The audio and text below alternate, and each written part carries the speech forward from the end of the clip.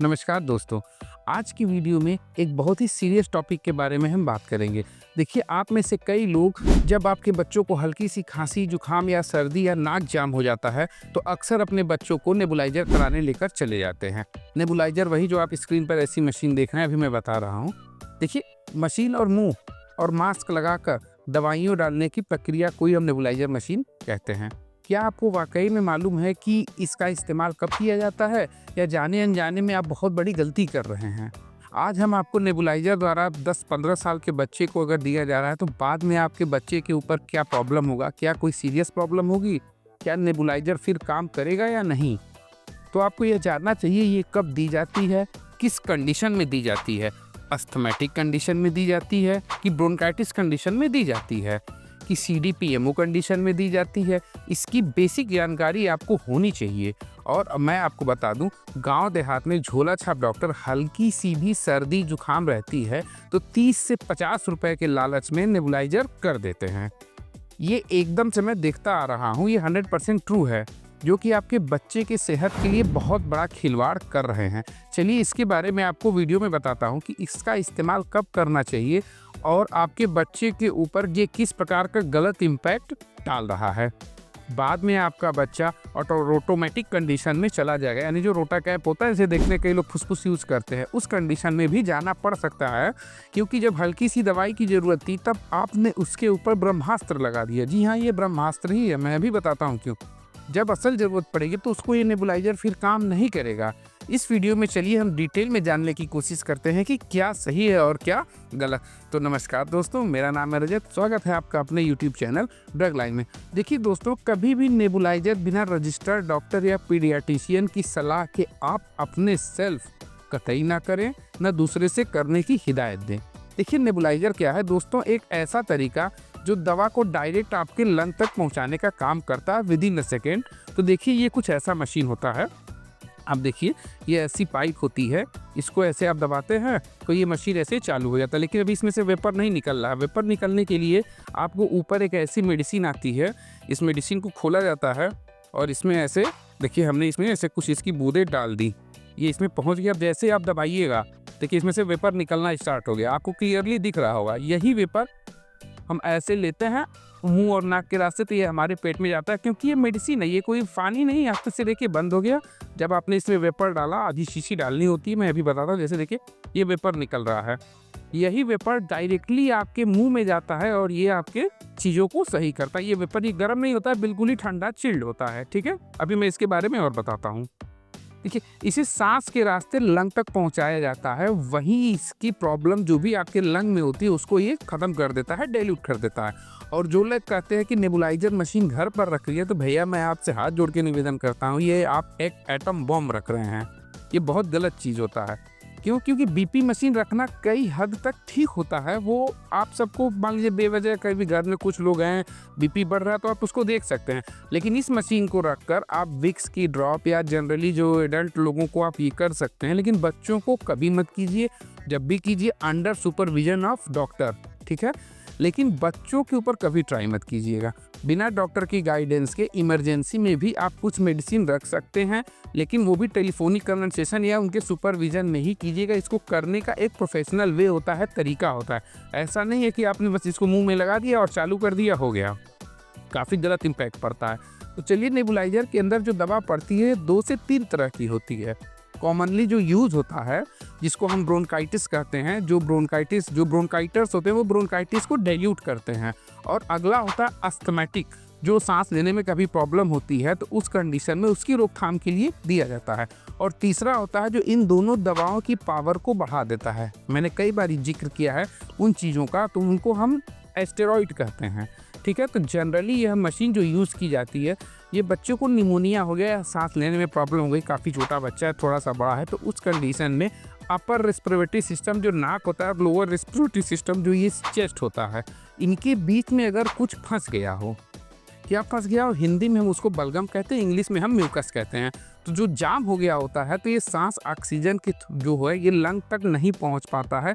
इसमें बेबी आपका बहुत अधिक परेशान हो जाता है।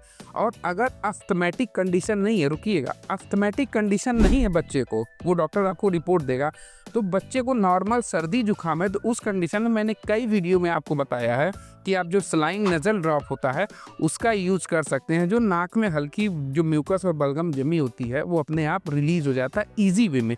उसमें आपको इसको लगाने की ज़रूरत बिल्कुल भी नहीं पड़ती है, नेबुलाइजर की ज़रूरत नहीं पड़ती है। ज़्यादातर केस में मैंने लोगों को देखा है कि बच्चे का नाक जाम है तो लेकर नेबुलाइजर करवाने चले जाते हैं, ये बिल्कुल गलत है। हाँ दोस्तों, अगर डॉक्टर अपने वजह से कर रहा है तो वो कुछ सोच के करेगा, लेकिन जो झोला छाप डॉक्टर है वो लगा देते हैं जनरली। हाँ, घर घर कर रहा है तो लगा दिया, बच्चा खाए खाए कर रहा है तो लगा दिया, ये गलत चीज़ होता है। लेकिन झोला छाप डॉक्टर अक्सर मेडिकल स्टोर वाले भैया जो भी लोग होते हैं वो लोग लगा देते हैं और बच्चों के हेल्थ के साथ खिलवाड़ करते हैं।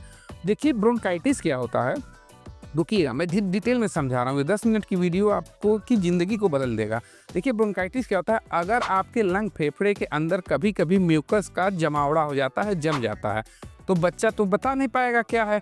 तो उस कंडीशन में डॉक्टर स्टेथोस्कोप, जिसको हिंदी में आला कहते हैं, उसका यूज करके फेफड़े की घड़घड़ाहट को सुनते हैं, यानी किस लेवल का अंदर म्यूकस जमा हुआ है आइडेंटिफाई करने की कोशिश करते हैं। झूठ मूठ का आला नहीं लगाते हैं, यानी उनकी सालों का एक्सपीरियंस और पढ़ाई का नतीजा होता है। इतनी डीपली वो कर पाते हैं, पीडियाट्रिशियन है वो कर पाते हैं।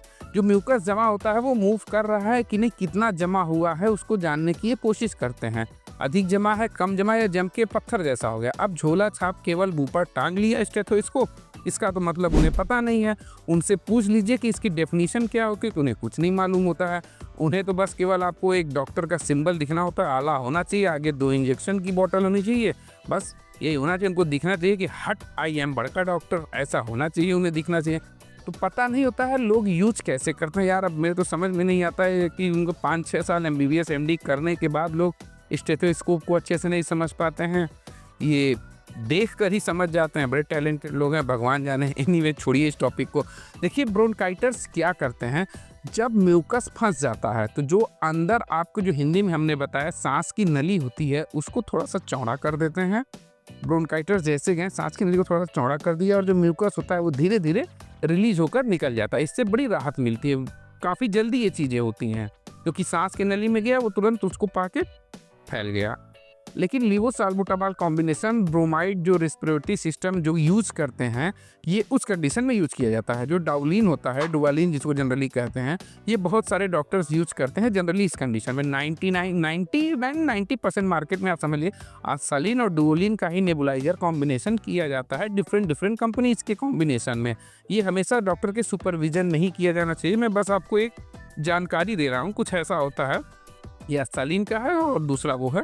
देखिए कभी कभी लोग क्या करते हैं कि जो एस्टेरॉइड होता है बॉडीगार्ड, इसमें ब्रूटोमाइड 0.5 mg होता है, ये एक फार्मूला होता है। देखिए हमारे पास इसकी ये ऐसा होता है सेम। ये क्या कहता है कि एस्टेरॉइड होता है, ये दोनों दवाओं के साथ चलता है। आस्थालिन और डाउलिन के साथ भी चलेगा, और या तो आस्थालिन बॉडीगार्ड चलेगा, डाउलिन बॉडीगार्ड चलेगा। इसमें डॉक्टर क्या होता है, जो ऊपर एस्टेरॉइड जब यूज करता है तो एक्सट्रीम कंडीशन बढ़ जाती है तो उस कंडीशन में यूज करता है कि ये दोनों दवा नहीं काम कर, चलिए हमने थोड़ा स्टेरॉइड लगा दिया तो। लेकिन गांव देहात में झोला छाप डॉक्टर्स इसका दवा के यूज करते हैं, क्योंकि उन्हें क्विक रिलीफ मिलना चाहिए। लोगों में मैसेज आना चाहिए डॉक्टर साहब ने नेबुलाइजर लगाया, सही हो गए। लेकिन रजिस्टर्ड डॉक्टर कर रहा है तो वो अपने हिसाब से हमेशा बेहतर ट्रीटमेंट आपको देगा, आपके शरीर के साथ कभी खिलवाड़ नहीं करेगा, क्योंकि इसका एडवांटेज और डिसएडवांटेज दोनों उसे मालूम होता है। तो चलिए एस्टेरॉइड को यूज करता है जब म्यूकस कई दिनों तक आपके फेफड़े में जकड़ा रहता है, फंसा रहता है, तो कई दिन से आप दवा खा रहे हैं, कोई प्रॉब्लम बढ़ती जा रही है, तो धीरे धीरे वो हल्का सॉलिड स्टेट में जाने लगता है। तो इस कंडीशन में डॉक्टर जो है इस एस्टेरॉइड का यूज करते हैं ताकि वो क्विकली रिमूव हो जाए, क्योंकि वहाँ पे हल्की नेबुलाइजिंग मशीन काम नहीं करती है लेकिन काफ़ी टाइम लगता है, क्योंकि उसके ऊपर फेफड़े में थोड़ी तकलीफ होती है। बच्चा अगर है, छोटा है, तो उसे सांस लेने में प्रॉब्लम होगी। बेहतर नॉलेज आप अपने डॉक्टर या फार्मासिस्ट, रजिस्टर्ड फार्मासिस्ट से ही ले सकते हैं। देखिए मैं आपको एक फ्लो चार्ट भी बताता हूँ। अगर किसी को अस्थमा है, अस्थमैटिक का मतलब ये हुआ कि सांस लेने में अगर दिक्कत हो रही है, जैसे बिल्कुल ऐसे ऐसे कर रहा है, सांस लेने में काफ़ी प्रॉब्लम हो रही है, तो बिल्कुल ऐसे सांस लेने में अगर दिक्कत हो रही है तो इस कंडीशन में आप आस्थालीन 1 से 2 बार नेबुलाइजिंग में ले सकते हैं। इस कंडीशन से अगर ठीक नहीं हुआ तो उसमें आप राहत अगर बिल्कुल भी नहीं मिल पा रहा है तो आप बॉडीगार्ड और एस्टेरॉइड का यूज कर सकते हैं। इसमें आप क्या कर सकते हैं, दोनों को भी यूज कर सकते हैं, सेपरेटली अलग अलग भी कर सकते हैं। इस कंडीशन में आपको राहत मिलने के चांसेस काफ़ी बढ़ जाते हैं। देखिए, अगर बहुत ज़्यादा प्रॉब्लम बढ़ गई है, सर्दी ठीक नहीं हो रहा है, जुकाम ठीक नहीं हो रहा है, तो ज़्यादातर डॉक्टर्स को देखा गया है कि इसके साथ कुछ मेडिसिन्स भी चलाते हैं मरीज़ में, तो वो बिल्कुल चलती है, लेकिन ये उनके सुपरविज़न में ही होना चाहिए। देखिए, अगर आपको जानकारी के लिए बता दूँ, 1 सेकंड रुकिएगा, कि ज़्यादातर लोग इसको यूनिट समझ नहीं पाते, ये पूरा डाल देते, पूरा नहीं पड़ता है। ये 2 ml का होता है, इसमें 1 ही ml पड़ता है, लगभग आधी सीसी डाली जाती है, चाहे जो भी हो, पूरा यूज़ नहीं किया जाता है। चाहे आस्तालिन हो, चाहे बॉडीगार्ड हो, चाहे डुवालिन हो, चाहे लेवोसाल्बुटामॉल हो, कोई भी हो।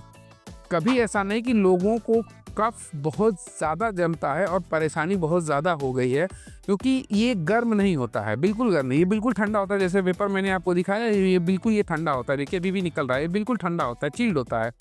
इसमें आप मान लीजिए वेपर अभी तो अच्छा खासा वेपर निकल रहा है, कभी कभी ऐसा होता है कि वेपर कम निकलता है, तो इसमें आप NS जो होता है नॉर्मल सलाइन 1 से 2 ml आप डाल सकते हैं, इससे वेपर और बढ़िया निकलता है। अगर ज़्यादा जमा हुआ है, ये कोई नुकसान नहीं करता है, इसको जनरली देते देखा गया।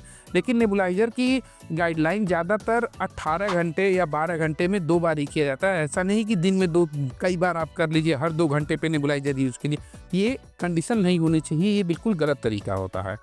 एक दिन में या दिन में जनरली 2 बार किया जाता है। देखिए, नेबुलाइज़र किसे देना होता है, अगर आपके किसे नहीं देना होता है, सॉरी, अगर बच्चे के हार्ट में कोई प्रॉब्लम हो, जैसे छेद वगैरह है, तो उससे पहले आपको मालूम रहता है, तो उस कंडीशन में नेबुलाइज़र नहीं दिया जाता है। ये आप अपने डॉक्टर से ज़रूर पूछ लें। अगर आपके बच्चे को किसी मेडिसिन से एक्सट्रीम एलर्जी है, सांस वाले से, बेसिकली सांस वाली प्रॉब्लम है, तो उस कंडीशन में आप नेबुलाइज़र देने से बचें। आप हमेशा रजिस्टर्ड डॉक्टर की ही सलाह लें। लेकिन देखिए, अगर मैं ये बताना चाहता हूँ कि अगर कोई भी मेडिसिन अगर आप डॉक्टर के अकॉर्डिंग लेते हैं तो वो ज़्यादा बेहतर होगा। नेबुलाइज़र जो है, कफ को आप देख रहे हैं अपने मास्क में बच्चों को दूर लगाने में पहले इसको आप साफ़ कर लें।